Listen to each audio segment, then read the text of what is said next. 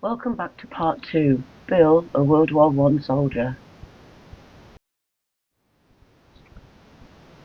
Bill was employed as a driver, and these were his orders.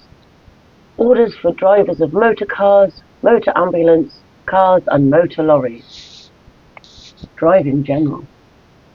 Drivers must all times drive carefully, and in such a manner as to avoid unnecessary strain on their vehicles and tyres. And they will start and stop gradually, making the least possible use of their brakes. And we continue on to point 2, driving on the road.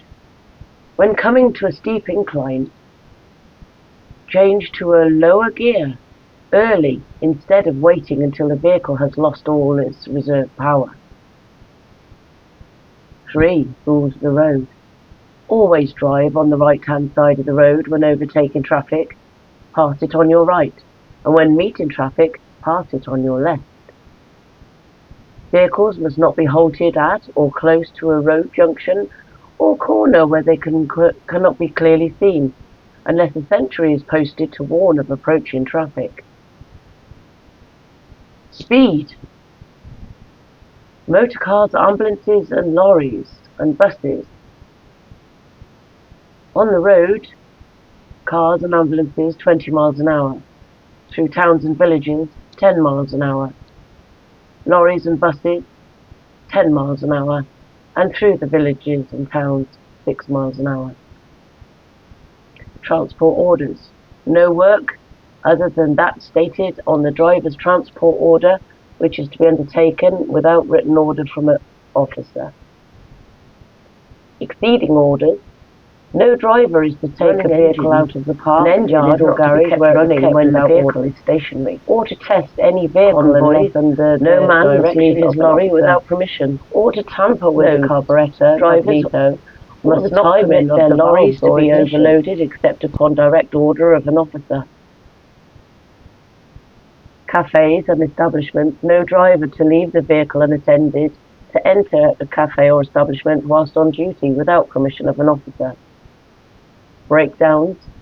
The chief causes of accidents and breakdowns are excessive speed in towns and villages when driving through traffic, when passing crossroads, when turning corners, etc. Accidents. Accidents, however trivial, must be reported immediately to the company sergeant major and any other responsible NCO of the driver's unit. It is also essential to obtain the addresses of witnesses, owner of the damaged property, or the owner of the vehicle causing damage to a government vehicle. Reporting defects. Drivers will be immediately report to their section sergeant any defects they may have developed in their vehicle, also any loss or damage of tools, spare parts or equipment belonging to their lorry. Unauthorised drivers. No driver other than the authorised one is to be allowed to drive a vehicle without an order of an officer or non-commissioned officer. Civilians. No civilians to be allowed to ride in any WD vehicle unless he is provided with a written pass signed by an officer. The first driver is responsible that his lorry is kept thoroughly clean, including the body, chassis, engine, transmission, and that all lamps are kept filled and ready for use. Taking over. Drivers, when taking over vehicles, must satisfy themselves on the following points: that there is sufficient oil in the engine and the lubrication system is working properly, the radiator and petrol tank are filled, the gearbox, back axle, universal joints, steering box and all the lubricators are properly filled, and that the lubricant is of the proper consistency, that both brakes are working efficiently, and that the list of spares and accessories handed over when the vehicle is correct. Equipment. Drivers are held strictly responsible for accessories and tools on their vehicles and will be punished and called upon and pay for any deficiencies or damage due to neglect. Cleanliness. Vehicles must be kept clean. The most inaccessible parts should be cleaned first. If the vehicles are not kept clean, and the defects will not be noted. In the case of cars, upholstery must be carefully looked after and covered whenever possible while in the garage. Petrol filters must be taken down and cleaned at regular intervals to obviate minor delays on the road. Inspection. Whenever there is an opportunity presents itself on a journey, drivers will get down and look around their vehicles to see that no part is loose or overheated. The adjustment of brakes should be noted. Logbooks. Drivers of all vehicles are responsible for their logbooks and to keep them up to date. Precautions against fire. Each lorry is provided with a fire extinguisher which must be kept fully charged. All men must know how to use the different makes of fire extinguishers in their possession of their unit. Lamp. All motor vehicles, including sidecar combinations, when travelling after dark, will, unless otherwise ordered, carry lighted lamps.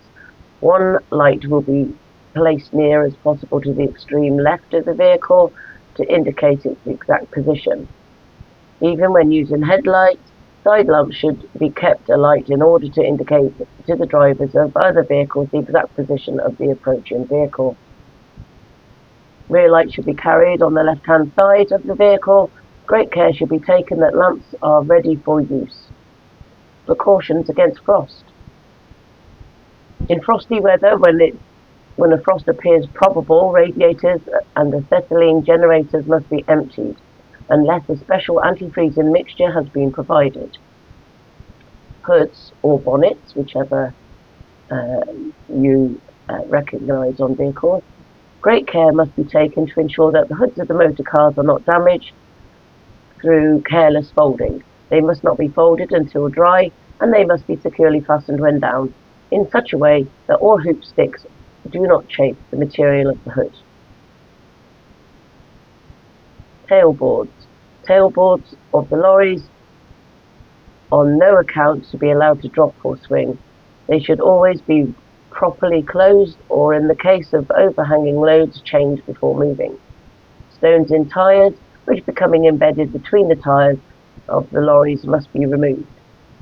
Detached vehicles, cars that are not garaged within the MT company, will be brought into the company or detachment headquarters for examination at regular intervals, and in all cases at least once a fortnight, and a note of this examination will be made in a logbook.